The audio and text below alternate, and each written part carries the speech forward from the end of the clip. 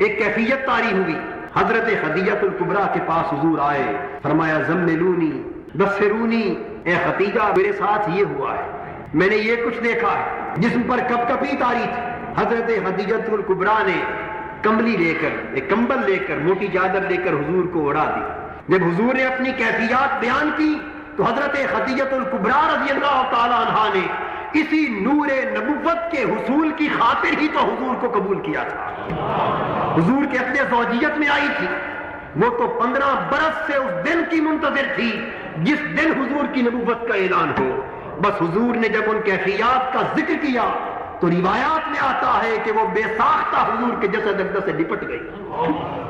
قربان جائیں ان لمحوں کی لطافت پر جب حضور کی نبوت کا اعلان سن کر حضرت خدیجہ الکبریٰ نے حضور کو اپنے ہاتھوں کے حالے میں لے لیا ہوگا.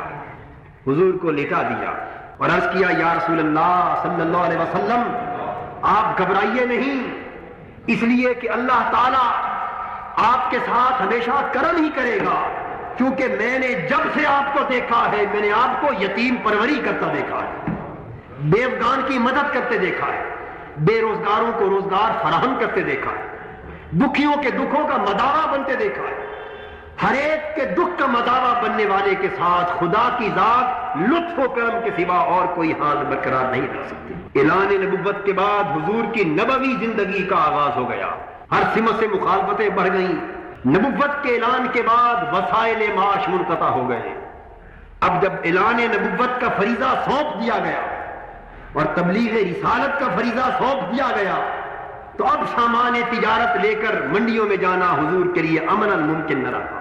اس لیے اب ساری زندگی توحید اور رسالت کے پیغام کی تبلیغ پر صرف ہونے لگی. زندگی کا ایک ایک لمحہ محبوب کے پیغام کو کرۂ ارض کے گوشے گوشے تک پہنچانے کے لیے وقت ہو گیا. اب نہ ذاتی کاروبار کے لیے کوئی وقت بچا, نہ حضرت خدیجہ الکبریٰ کے مال تجارت کے فروغ کے لیے کوئی وقت بچا. اب تو صبح و شام ایک ہی دن ہے اور وہ توحید کے پیغام کو کرۂ ارض کے گوشے گوشے تک پہنچانا ہے. اس طرف مخالفتیں کھڑی ہو گئیں, مزاحمتیں کھڑی ہو گئیں, ہر طرف سے مخالفتیں, مزاحمتیں. سارا معاشرہ دشمن ہے, سارا ماحول دشمن ہے. پورا عالم کفر, عالم شرک حضور کی مخالفت میں متحد ہو کر ایک چٹان بن گیا. اور اللہ کے سوا دنیا میں صرف 2 ہستیاں ہیں جو ظاہراً حضور کی مدد کر رہی ہیں. وہ کون ہے؟ ایک حضور کی پیاری زوجہ رفیقہ حیات حضرت خدیجہ الکبریٰ ہے اور ایک حضور کے چہیتے چچا جناب ابو طالب ہے. بس ان 2 نفوس کے سوا معاشرہ عرب کا کوئی فرد حضور کے مشن کا حامی نہیں ہے. ظاہراً حضور کا کوئی پشت پناہ نہیں ہے. اور حضرت خدیجہ الکبریٰ پھر وہ خاتون ہیں جن کو اسلام کی تاریخ میں سب سے پہلے میرے آقا کا کلمہ پڑھنا نصیب ہوا. حضرت خدیجہ الکبریٰ نے اس وقت کلمہ پڑھا جب اعلان نبوت یا وحی کے نازل ہونے کی خبر بھی کسی کان کو نہ ہوئی تھی. غار حرا میں وحی اتری, حضور نے پہلی خبر حضرت خدیجہ الکبریٰ کو دی اور خبر سنتے ہی 15 سال سے حضرت خدیجہ الکبریٰ نے حضور کی سیرت کو دیکھ تو پہلے ہی لیا تھا. وہ سمجھتی تھی کہ اگر نبوت کا کوئی اہل ہو سکتا ہے تو اسی سیرت کا مالک ہو سکتا ہے.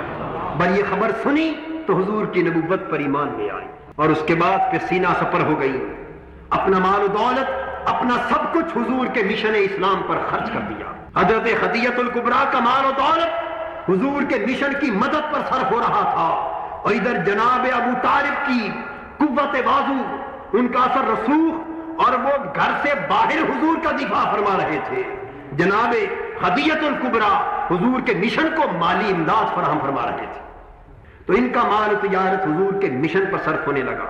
یہی اتنی صحبتوں کے دور انہوں نے حضور کے ساتھ گزارے. وہ دور جب مخالفتیں تھیں, جب حضور کے مقدس خون کے پیاسے تھے, ہر سو حضور پر حملے ہو رہے تھے, جب معاشرتی مقاطعے ہو رہے تھے, اس وقت بھی حضرت خدیجہ الکبریٰ حضور کا ساتھ دے رہی تھی. سب سے پہلے نئی ویڈیوز کو حاصل کرنے کے لیے شیخ الاسلام ڈاکٹر محمد طاہر القادری کے آفیشیل یوٹیوب چینل کو سبسکرائب کریں اور بیل آئیکن کلک کریں.